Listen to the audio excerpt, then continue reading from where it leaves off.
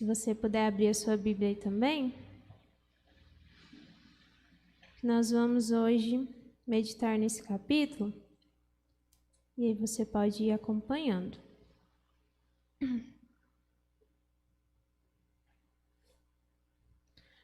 João 17:1. Tendo Jesus falado essas coisas, levantou os olhos ao céu e disse: Pai, é chegada a hora, glorifica teu Filho, para que o Filho te glorifique a ti, assim como lhe conferiste autoridade sobre toda a carne, a fim de que ele conceda a vida eterna a todos os que lhe deste. E a vida eterna é essa, que conheçam a ti, o único Deus verdadeiro, e a Jesus, a quem enviaste. Eu te glorifiquei na terra, consumando a obra que me conferiste para fazer. E agora glorifica-me, ó Pai, contigo mesmo, com a glória que eu tive junto de ti, antes que houvesse mundo. Manifestei o teu nome aos homens que me deste do mundo. Eram teus, tu nos conferiste e eles têm guardado a tua palavra. Agora eles reconhecem que todas as coisas que me tens dado provêm de ti, porque eu lhes tenho transmitido as palavras que me deste e eles as receberam. E verdadeiramente reconheceram que saí de ti e creram que tu me enviaste. É por eles que eu rogo, não pelo mundo, mas por aqueles que me deste, porque são teus. Ora, todas as minhas coisas são tuas e as tuas coisas são minhas, e neles eu sou glorificado. Já não estou no mundo, mas eles continuam no mundo, ao passo que eu vou para junto de ti. Pai Santo, guarda-os em teu nome, que me deste, para que eles sejam um, assim como nós. Quando eu estava com eles, guardavam-nos no teu nome, que me deste, protegi-os. Nenhum deles se perdeu, exceto o filho da perdição, para que se cumprisse a Escritura. Mas agora vou para junto de ti, e isto falo no mundo, para que eles tenham o meu gozo completo em si mesmos. Eu lhes tenho dado a tua palavra, e o mundo os odiou, porque eles não são do mundo, como também eu não sou. Não peço que os tires do mundo, e sim que os guardes do mal. Eles não são do mundo, como também eu não sou. Santifica-os na verdade, a tua palavra é verdade. Assim como tu me enviaste ao mundo, também os enviei ao mundo. E a favor deles eu me santifico a mim mesmo, para que eles também sejam santificados na verdade. Não rogo somente por estes, mas também por aqueles que vierem a crer em mim por intermédio da sua palavra, a fim de que todos sejam um, e como és tu, ó Pai, em mim e eu em ti, também sejam eles em nós, para que o mundo creia que tu me enviaste.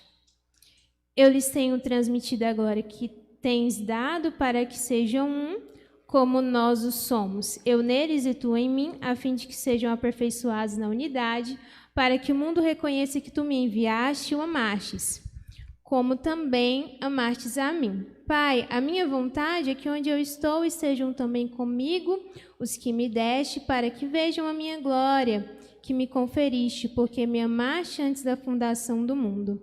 Pai justo, o mundo não te conheceu, eu, porém, te conheci, e também eles compreenderam que tu me enviaste. Eu lhes fiz conhecer o teu nome, e ainda o farei conhecer, a fim de que o amor com que me amaste sejam neles e eu neles esteja. Amém? Vou beber uma aguinha aqui para ver se eu acalmo.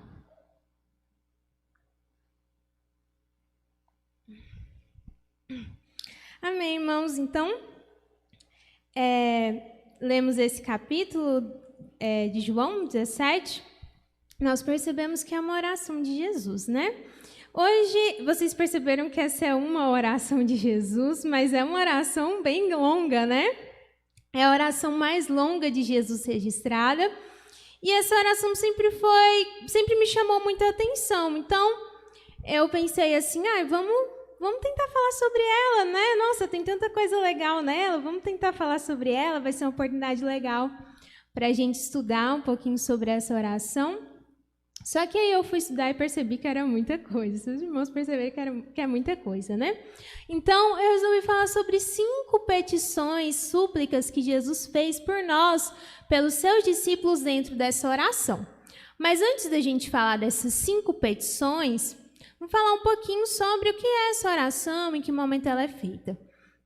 Então, nós lemos aqui no livro de João, e essa oração é registrada somente no livro de João. Os outros evangelhos não trazem essa oração. E João, a gente vê que João foi uma testemunha ocular dos acontecimentos de Jesus, né? Ele andou junto com Jesus e escreveu todos esses acontecimentos. Mas quando você for ler João da próxima vez, e quando talvez você já leu, você já percebeu isso, que João ele traz uma narrativa bem diferente dos outros evangelhos. Se você for comparar João com Mateus, com Marcos, Lucas, João, você vai ver que é bem diferente a linguagem, a forma como ele traz tudo isso. Ele traz muitos capítulos que não é trago em nenhum outro dos evangelhos. Então, ele traz uma narrativa muito diferenciada. Inclusive, João fala lá em João 20:30, que tinham muitos outros sinais que aconteceram, que ele viu, mas que ele não ia registrar eles. E lá no versículo 31, ele traz o seu objetivo. Ele diz que ele tinha escrevido essas coisas para que creiais em Jesus e crendo tendo vida em seu nome. Então, João foi um escritor muito detalhista, muito cuidadoso, que tudo que ele colocou, se a gente for prestar atenção, ele coloca com cuidado. Ele parece que realmente desenhou o seu livro. Tudo que ele escreveu tinha um porquê, ele tinha um objetivo principal. Ele não escreveu nada solto por lá, tudo se conecta dentro do livro de João. Então, ele selecionou e escreveu com bastante cuidado, com um objetivo principal. E nós vemos aqui que no livro de João, ele foca muito na figura de Jesus, em dizer quem é Jesus. E é por isso que a gente vê muito no livro de João, Jesus falando a frase, eu sou. É no livro de João que nós vemos Jesus declarando, eu sou o pão da vida. É no livro de João que nós vemos Jesus declarando, eu sou o caminho, a verdade e a vida. É no livro de João que Jesus declara, eu sou a videira, eu sou a luz do mundo. Então, o livro de João, ele está muito focado em mostrar para nós quem é Jesus. Afinal, quem que era esse Jesus? E João começa, né, lá no primeiro capítulo, mostrando o quê? A divindade de Jesus. Que lá no princípio era a palavra, antes de criar todas as coisas, o quê? Jesus já estava lá. Então, João traz com muita convicção que Jesus era Deus, que Jesus realmente era um ser divino, que veio e habitou entre nós em carne. E aí João também mostra que Jesus foi morto por isso. Ele foi morto por afirmar quem ele era, afirmar que ele era o Filho de Deus. E aqui no capítulo 17, que nós lemos essa oração, nós estamos numa seção final do livro de João. Jesus, são as últimas palavras de Jesus antes dele ser preso. A partir do capítulo 13... nós temos ali Jesus se reunindo com seus discípulos para celebrar a Páscoa, se você quiser ir acompanhando aí na sua Bíblia, né? Jesus se reúne, celebra a Páscoa, ali onde ele lava os pés dos seus discípulos. E depois daquilo de falar sobre que nós devemos servir uns aos outros, Jesus começa um longo discurso aqui no livro de João. Um discurso bastante longo, que vai do capítulo 14 até o capítulo 17, que são as últimas palavras dele. Então, são os ensinamentos primordiais. Imagine só, Jesus sabe que ele vai morrer. Que a qualquer momento que Judas vai chegar e ele vai ser preso. Ele sabe disso, ele até fala para os seus discípulos, olha, está chegando a hora. O fulano, olha, até dá o pãozinho, né, para o Judas, deixa claro, ó. Ele vai me trair, a qualquer momento ele vai vir e vai me trair, eu vou ser preso, eu vou morrer. É nesse momento que Jesus deixa muito claro, ele fala para os seus discípulos, olha, eu vou parar de falar com enigmas e agora eu vou falar para vocês abertamente toda a verdade, tudo para vocês. Olha, eu estou indo para o céu, eu sou o caminho, a verdade e a vida, eu estou morrendo. Então, ele deixa ali justamente as suas últimas palavras. Imagina só, se você estivesse morrendo hoje, você ia querer falar as coisas mais importantes, né? Imagina, por exemplo, se você fosse um pai e deixasse os seus filhos órfãos, você ia falar o mais importante, ó, meu filho, a senha do banco é tal, você vai conseguir lá pegar o dinheiro, a chave está ali e tal, né? As coisas mais essenciais. Então, com certeza, nesse longo discurso de Jesus, que ele fala abertamente, ele fala muitas coisas essenciais. E de forma interessante, ele finaliza esse discurso fazendo uma oração ao Pai, que foi essa oração que nós lemos hoje. Então, com certeza, essa é uma oração muito importante. E essa oração é denominada de oração sacerdotal. Por quê? Porque aqui Jesus ele intercede pelos seus discípulos, ele intercede por aqueles discípulos que ele estava deixando, mas ele também intercede por mim e por você. E aí a gente vai ver quais foram essas petições, o que Jesus pediu. Então, com certeza, essas foram petições importantes. Então, como eu falei, essa é a maior oração registrada de Jesus. E, com certeza, é importante a nossa meditação considerando tudo isso nela. Muitos teólogos, eles questionam se essa seria a mesma oração do Getsemane, né? Que nós vemos lá Jesus naquela agonia, pedindo ao Pai que passasse dele o cálice, mas que fosse feita a vontade dele. Independente disso, independente se essa oração foi registrada de uma forma diferente aqui no livro de João, nós vemos que aqui Jesus, no início dessa oração, tem um foco semelhante, porque ele pede que a vontade do Senhor seja feita, que ele, o Filho de Deus, seja glorificado a partir da cruz. Vamos ler lá João 17, 1 e 2. Tendo Jesus falado essas coisas, né, esse longo discurso que ele estava falando, ele elevou os olhos ao céu e disse: Pai, é chegada a hora, glorifica teu Filho, para que o Filho te glorifique a ti, assim como lhe conferiste autoridade sobre toda a terra, a fim de que ele conceda a vida eterna a todos que lhe enviaste. Olha que interessante esse final do versículo 2, que Jesus declara que o Pai tinha lhe dado toda a autoridade sobre a carne. E ele também coloca o objetivo disso. Para que o Senhor tinha dado toda a autoridade para ele? Para que ele possa dar vida eterna. E é muito interessante o livro de João, porque ele é muito explicativo. Porque depois disso, Jesus revela para nós o que é vida eterna. E eu queria que você perguntasse aí para você, o que você acha que é vida eterna? Se alguém chegasse para você agora, fale para mim o que é vida eterna. Não sei, alguns poderiam dizer, a vida eterna vai ser maravilhosa, ruas de ouro, de prata, não vai ter sofrimento, não vai ter dor. Só que Jesus, lá no versículo 3, ele define para nós qual era a definição dele de vida eterna. E ele diz que vida eterna é conhecer o único Deus verdadeiro e a Jesus Cristo a quem enviaste. Olha o que é vida eterna, olha como isso muda o nosso conceito de vida eterna. A vida eterna é conhecer ao nosso Deus profundamente. É isso que nós vamos ter na eternidade. Poder estar com Ele, conhecer Ele em plenitude, poder experimentar a Ele, né, perfeitamente. E Jesus nos define aqui nessa oração. É interessante notarmos também, como a gente sempre fala, né? Hoje mesmo nós estudamos também sobre oração e, inclusive, minha mãe citou aqui, que o próprio Jesus fazia orações. O próprio Jesus é um exemplo para nós de vida de comunhão com o Pai. Nós vemos no ministério terreno de Jesus ele fazendo inúmeras orações, se retirando para orar. Então, um ensinamento que nós também temos ao ler esse texto hoje é que nós devemos ter uma vida de oração, né? Vou deixar isso mais uma vez enfatizado aqui, que nós precisamos ter uma vida de oração, que Jesus foi esse exemplo de oração. E essa oração que Jesus fez aqui é um exemplo para mim e para você do que nós podemos orar, como nós podemos orar. E tantas outras orações, como nós estudamos hoje, a oração de Paulo, né, hoje de manhã, tantas orações que também são exemplos para nós e nos ensinam como orar. E aqui nós vemos no versículo 1 que Jesus se dirige ao Pai, ele ora ao seu Pai, Pai, é chegada a minha hora.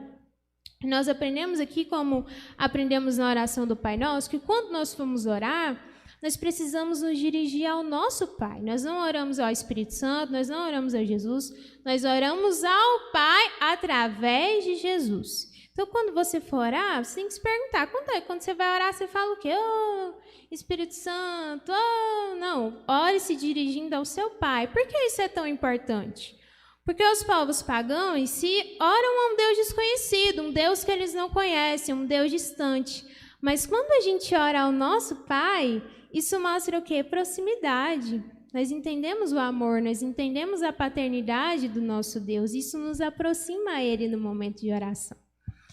E por último, que eu queria deixar aqui nesses pontos iniciais, é que essa oração que nós falamos, Jesus vai interceder por nós como sumo sacerdote.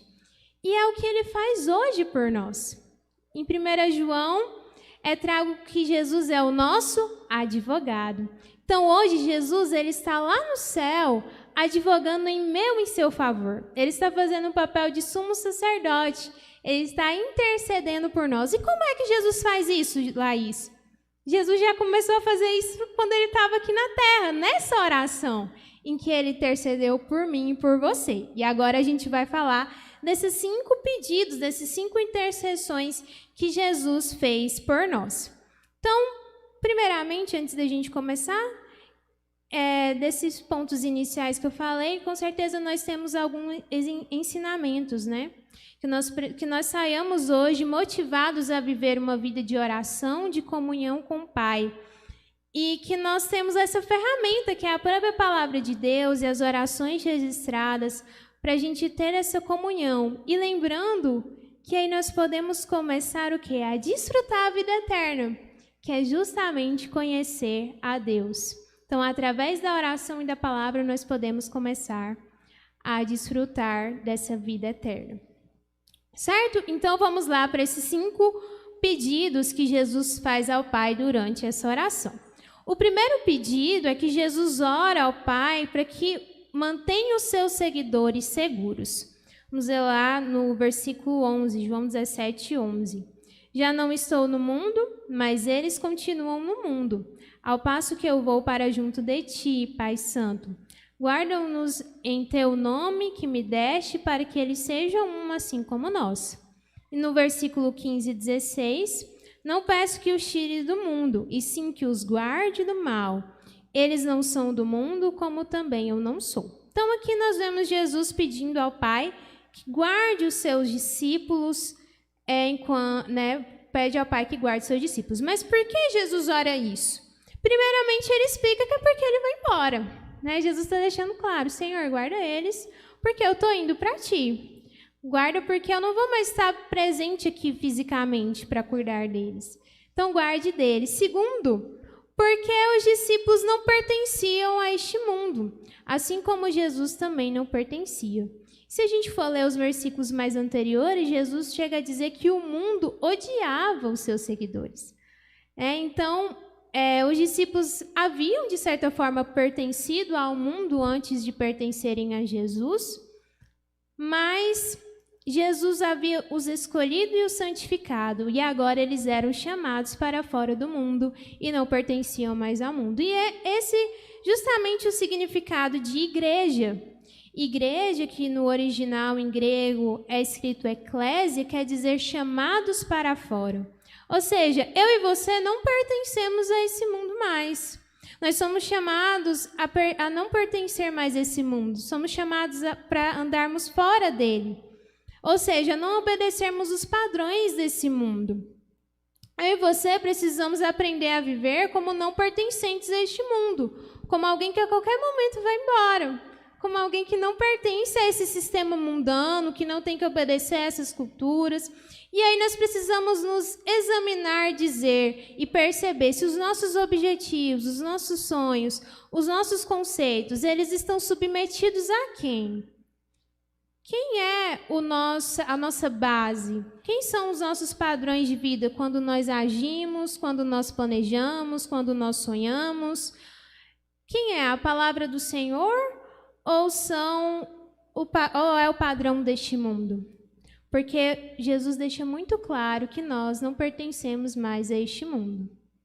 Porém, apesar de Jesus dizer que nós não pertencemos a este mundo, ele faz algo talvez que a gente não esperaria aqui. Porque ele ora lá no versículo 15, dizendo, não peço que tire-os do mundo. Então, apesar de nós não pertencermos ao mundo, ele declara ao Pai, Pai, não pode deixar eles aí, não tira eles daqui não. E é normal, imagina só, a gente na pele daqueles discípulos, sabendo que o seu mestre iria morrer, sabendo que eles seriam perseguidos, já sofrendo perseguição. Eles eram fracos, eles não tinham nenhum poder. Imagina só, com certeza o que eles estavam desejando era, Senhor, tira a gente desse mundo, leva a gente para fora daqui. E é o que a gente muitas vezes ora também. Mas Jesus, em sua sabedoria e sabendo tudo isso, ele ora justamente o contrário. Ele fala, não, tira eles não, deixa eles aí. Eles não pertencem ao mundo, mas que eles fiquem aí. Nossa, mas Jesus pediu para a gente ficar aqui nesse mundo de sofrimento? Ó, Pai, eu não estou pedindo para o Senhor tirar eles do mundo, não. Deixa eles lá no mundo de sofrimento, deixa eles aqui nesse mundo de sofrimento. Mas imagine só, se no momento que você cresce em Jesus, você fosse levado para o céu, você fosse, na hora, abduzido, vamos colocar assim. Não, creu em Jesus já pode levar para o céu, não é não? Ué, já está salvo, vamos direto para o céu. Mas imagine só, como é que a gente poderia demonstrar o poder e a graça de Deus, comprovar que a nossa fé é uma fé verdadeira, uma fé corajosa, uma fé paciente em Jesus? Como nós poderíamos aprender a valorizar o sangue de Jesus se a gente não passasse por sofrimentos aqui nessa terra? Se a gente fosse diretamente levado para o céu, a gente não ia aprender isso. Então, através dos sofrimentos que experimentamos aqui nessa terra, através dessa espera paciente, nós aprendemos a desfrutar do amor de Deus, a valorizar, a exercer uma verdadeira fé em Jesus Cristo. Então, esse é o primeiro pedido de Jesus ao Pai, que nos guardasse, que guardasse os seus discípulos, porque eles não pertenciam a este mundo, mas eles iam ter que ficar aqui por um tempinho bom ainda. E o segundo pedido de Jesus ao Pai é que os seus discípulos tivessem a alegria completa. Versículo 13. Agora vou para ti, mas digo essas coisas enquanto ainda estou no mundo, para que eles tenham a plenitude da minha alegria. Esse versículo é muito interessante, porque Jesus declara que ele vai morrer. Ele fala, olha, agora eu estou indo para o Senhor, Pai. Mas ele fala que ele tem o quê? Plenitude de alegria. Ou seja, mesmo ele sabendo da sua dor, da morte da cruz, ele estava feliz naquele momento. Por quê? Porque ele ia cumprir os propósitos do seu Pai. Isso era um motivo de alegria. E ele pede para o Senhor, para o seu Pai, que os seus discípulos também fossem cheios dessa alegria. Que eles, depois que Jesus fosse embora, eles, lembrando dessas palavras, tivessem convicção que tudo que Jesus fez foi da vontade dele, foi de boa vontade, que ele estava feliz por cumprir a vontade do seu Pai. E que, da mesma forma, nós também seríamos cheios de alegria ao entender que nós devemos cumprir os propósitos de Deus. Então, ele também ora para que a nossa alegria seja completa. A terceira súplica de Jesus é em favor de santificação. Vamos ler o versículo 17 ao 19. Santifica-os na verdade, a tua palavra é a verdade. Assim como tu me enviaste ao mundo, também eu os enviei ao mundo. E ao favor deles eu me santifico a mim mesmo, para que eles também sejam santificados na verdade. Então aqui Jesus ora pedindo para que os seus discípulos sejam santificados. Mas no final de contas, o que é santificação, né? Então, vamos retomar aqui. Jesus fez, entendendo que esse era um momento tão importante, nós entendemos que essas petições de Jesus são petições importantes. Então, ele pede para que a gente seja seguro, pede ao Pai que nos guarde, pede ao Pai que nós sejamos cheios da alegria completa, entendendo o nosso propósito de vida aqui. E ele pede por santificação. E a santidade, né? A santificação é o processo de se tornar santo. A santidade é um atributo de Deus, um atributo exclusivo de Deus. Ele é o único que é perfeitamente santo. E nós vemos que a santidade é algo tão incrível de Deus que no céu, quando os anjos, quando aqueles seres celestiais olham para Deus, eles declaram a santidade de Deus. E o que é santificação? A santificação é um processo que ocorre por meio da graça de Deus. Quem realiza esse processo em nós é o Espírito Santo. Ele faz com que a morte de Jesus e a ressurreição de Jesus se aplique na nossa vida, se torne real na nossa vida. E a partir disso, o nosso homem interior é renovado. O Espírito Santo tem como base nesse processo a imagem de Deus. Então, o objetivo dele é formar a imagem de Deus em nós, para que nós sejamos parecidos com Deus. E para gerar a santificação, é essencial que haja arrependimento. O arrependimento é a sementinha que começa o processo de santificação, que vai permitir que a gente possa viver em novidade de vida. Então, isso é o processo de santificação que o Senhor pede aqui, para que nós possamos viver. Pede ao Pai que nós sejamos santificados. Então, o processo de santificação é nós nos tornarmos parecidos com Deus. E ele coloca que a palavra é esse instrumento que nos ajuda na nossa santificação. Ele diz: santifica-os na verdade. A tua palavra é a verdade. Então, é lá na palavra do Senhor que nós entendemos quem o Senhor é. É na palavra do Senhor que nós podemos aprender como o Senhor age, quais são os desejos dele. Então, a partir disso, nós somos santificados. Mas, apesar disso ser uma ação do Espírito Santo, é meu e seu dever buscarmos santificação. Afinal de contas, a gente percebeu que Jesus está orando aqui só por coisas importantes, não é mesmo? Ele está fazendo a última oração dele, final. Então, ele está orando por coisas essenciais para nós, por coisas que seriam difíceis. E é por isso que ele ora aqui por santificação, porque ser santo não é fácil. Não é fácil nós alcançarmos esse patamar. É um desafio para nós ser santos.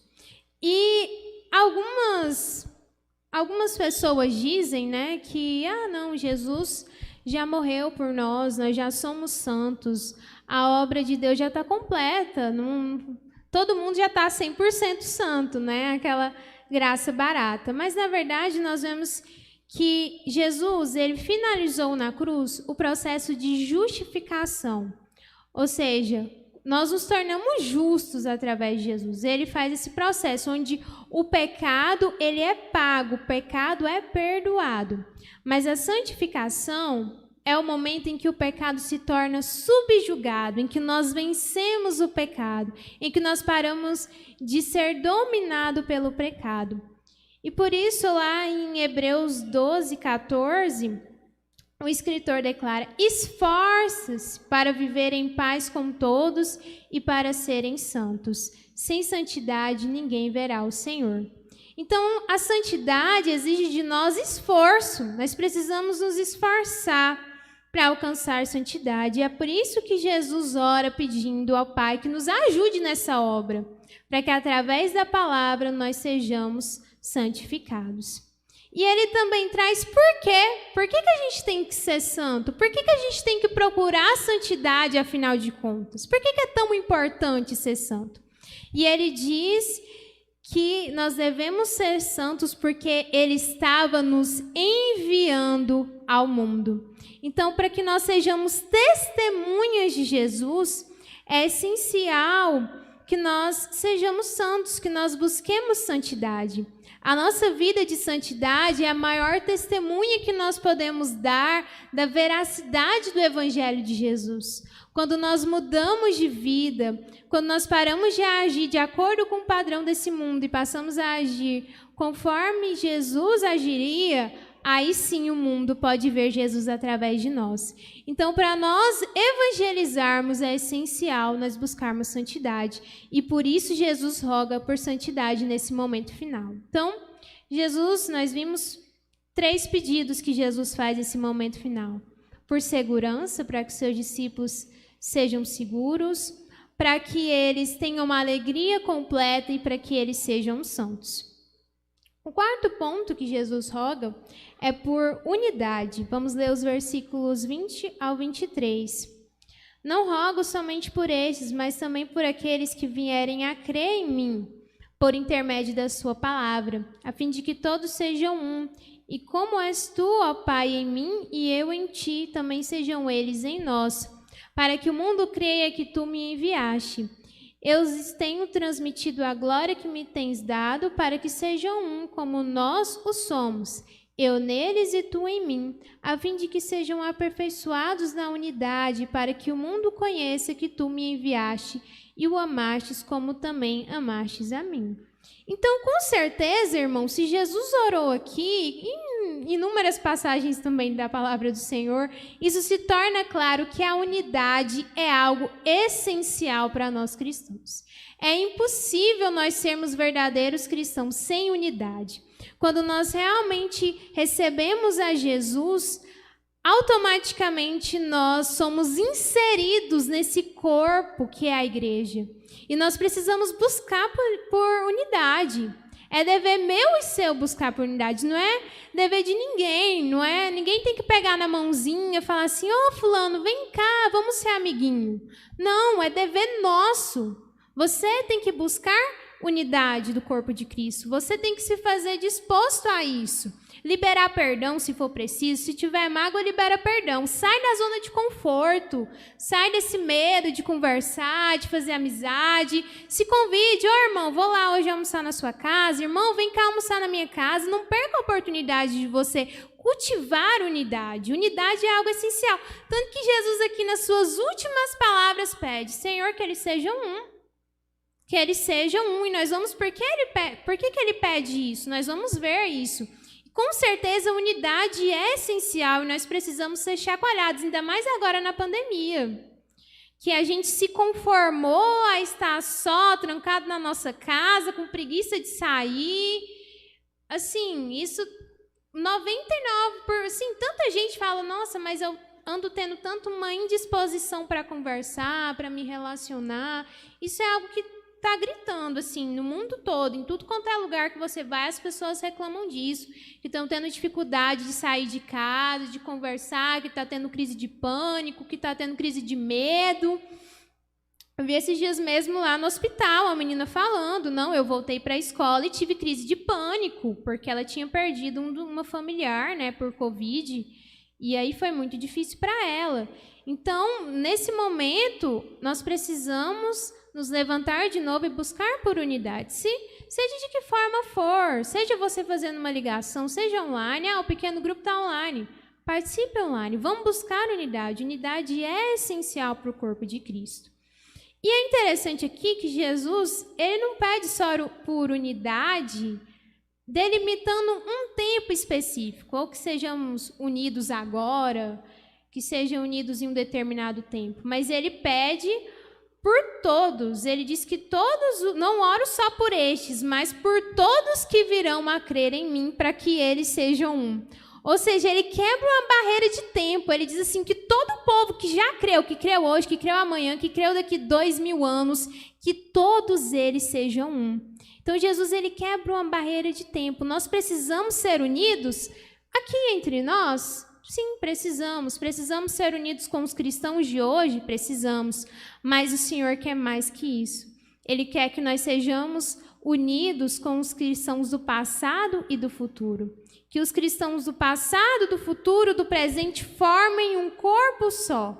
Aí você pode me perguntar, mas como é que isso é possível? Como é que eu vou ser unido com um cristão de 1000 anos atrás? Como é que eu vou ser unido com um cristão de 1870? Será que isso é possível?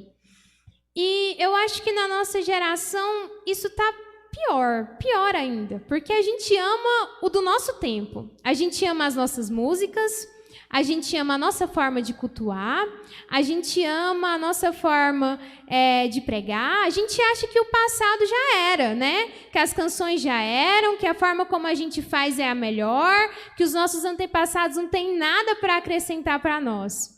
Isso não é verdade. Jesus não quer isso. Jesus não quer que a gente abandone tudo que tem no passado. Pelo contrário.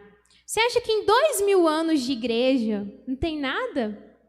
Nada de bom? Em 2000 anos de igreja, o tanto de crente que teve aí, desde que Jesus foi para o céu, 2000 anos. Você acha que a igreja não produziu nada de bom?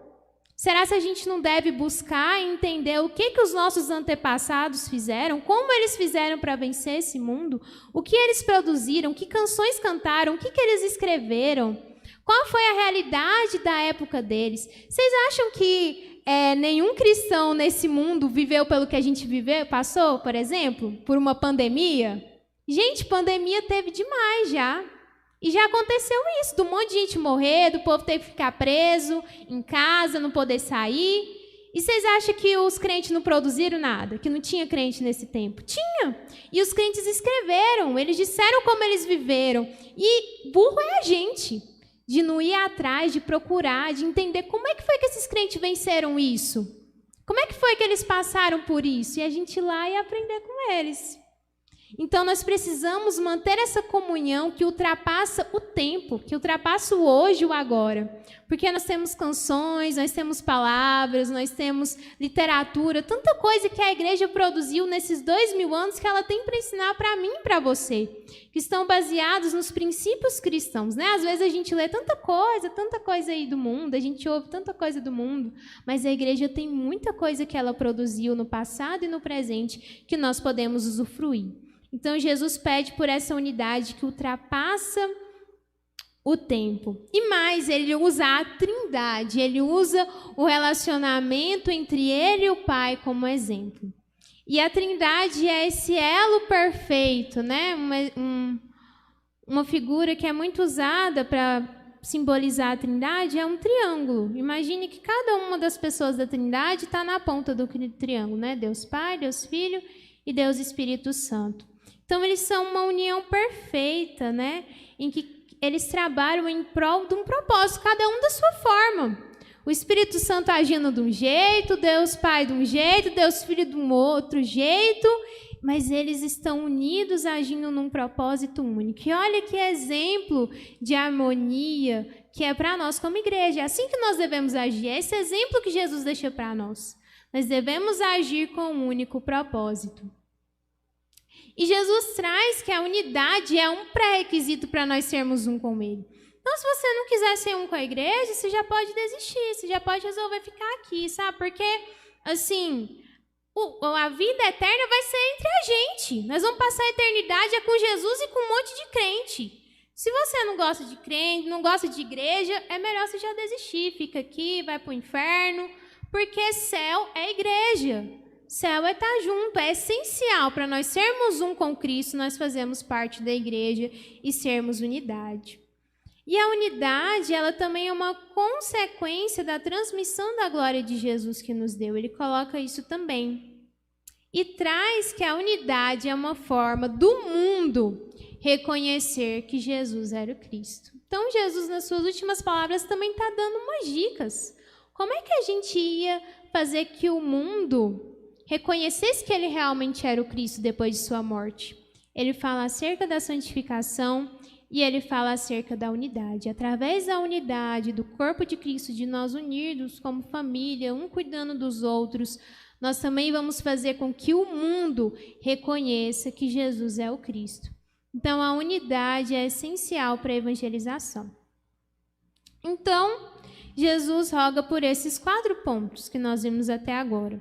Ele roga para que nós sejamos guardados, ele roga para que nós recebamos a alegria completa, ele roga por santificação e ele roga por unidade. E o último ponto que eu quero trazer é que Jesus pede ao Pai que os seus seguidores estejam com ele para sempre. Vamos ler lá versículo 24 ao 26.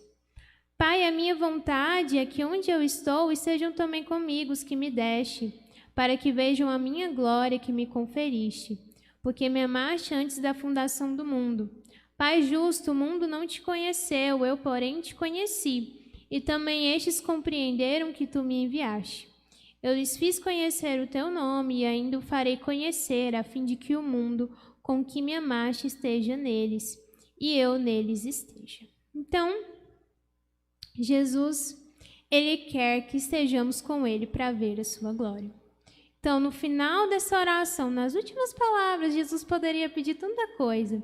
E ele pede, Senhor, eu vou ficar com saudade.